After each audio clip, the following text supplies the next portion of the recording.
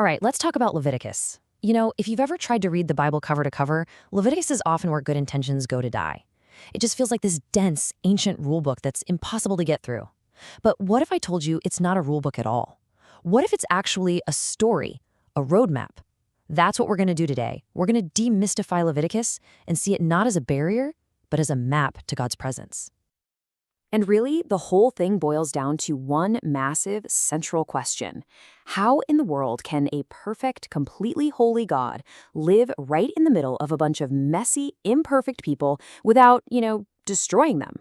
That is the fundamental problem that the entire book of Leviticus is trying to solve. To really get this, we have to rewind to the very end of the book of Exodus. Picture this. The Israelites have just finished building the tabernacle, this incredible tent for God to live in. And then it happens. God's glory descends on it like a cloud full of fire. It's an epic, amazing moment, except for one huge problem. The glory is so intense, so pure, that the entrance is slammed shut. Nobody can get in, not even Moses. It's an insane cliffhanger. And that's where Leviticus begins. It's God's answer to that closed door.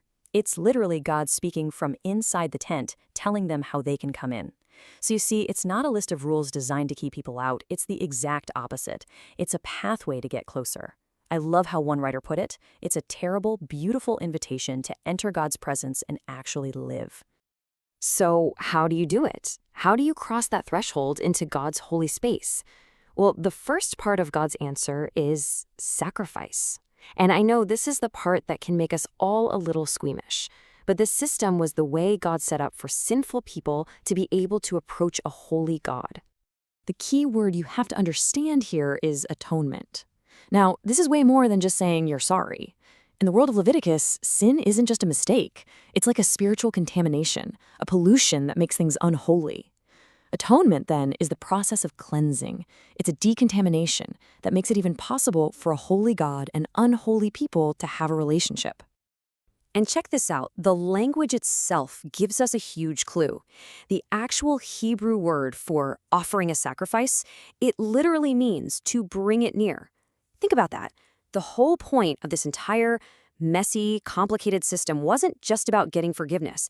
It was about one thing: getting close. Proximity. It was all about drawing near to God. Now, there were a few main types of these offerings, and each had a special purpose. You had the burnt offering, which was all about total surrender. Then there was the peace offering, which was basically a shared meal with God, a symbol of fellowship. And then the sin and guilt offerings, which were required when you did something wrong. To really get a feel for this, let's zoom in on the most intense one of all. Yeah, the burnt offering. This one was a really big deal. It wasn't just for a specific sin, it was about expressing total devotion to God. And it shows us, in a very real way, the personal cost of what it means to draw near to Him. And listen, this was not a spectator sport. You, the worshiper, had to bring a perfect animal from your own flock, your absolute best. Then came this crucial moment where you would lay your hands on the animal's head, pressing down hard. This symbolized you transferring your identity, your sin, all of yourself onto this substitute. And then you had to slaughter it. You were the one who took its life. Only then would the priest take the animal and place it on the altar to be completely, totally burned up. Nothing held back. I mean, can you imagine? This is the raw, gritty reality of what it meant to worship back then. It was not clean. It was not polite. It was messy. It was costly. And it was deeply, deeply personal. It was designed to show you that coming near to a holy God requires surrendering your entire self. This was worship that hurt. But here's the kicker. All those lessons you learned at the altar about surrender, about purity, about making things right, they were never meant to just stay there. The whole idea was for that sense of holiness to spill out from the tabernacle and soak into every single part of daily life. At the very heart of this section of Leviticus, often called the Holiness Code, is this simple, direct command from God: be holy because I, the Lord your God, am holy. It's basically a call for God's people to be a reflection of His own character. So being holy wasn't just about ritual purity. It was a whole way of life that was different, set apart, and morally just, exactly like God is. So what did this holiness actually look like? Well, it was incredibly practical. It meant things like not harvesting the corners of your field so the poor would have something to eat. It meant being honest in your business deals. It meant paying your employees on time, being impartial in court, respecting your elders, and treating immigrants with dignity. And oh yeah, that famous command, love your neighbor as yourself, it's right here, in the middle of Leviticus. And this is just fascinating. The guilt offering had this really unique rule.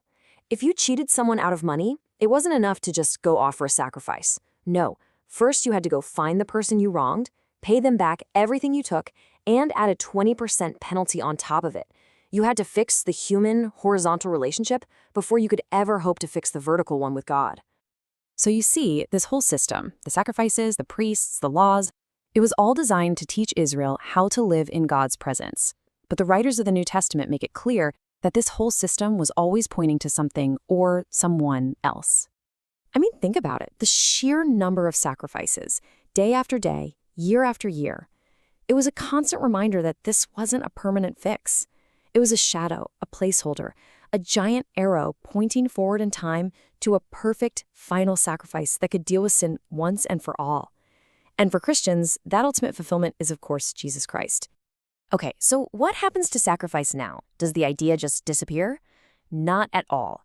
The Apostle Paul picks up this exact language from Leviticus, especially the burnt offering, that total surrender, and he applies it directly to our lives.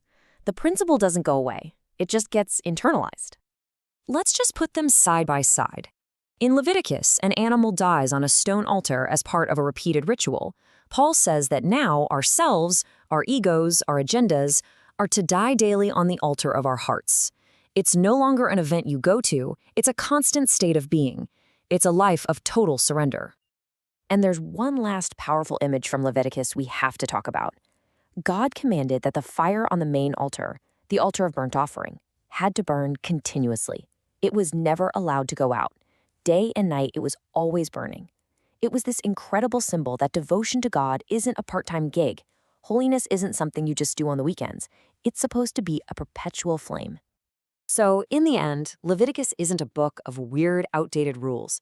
It's a profound story that teaches us that worship has always been about total, costly surrender, the kind that transforms every single part of our lives. That fire on the ancient altar was a constant, visible sign of the devotion God desires. Which kind of leaves us with one final thought, doesn't it? That fire was never meant to go out. So what keeps your flame burning?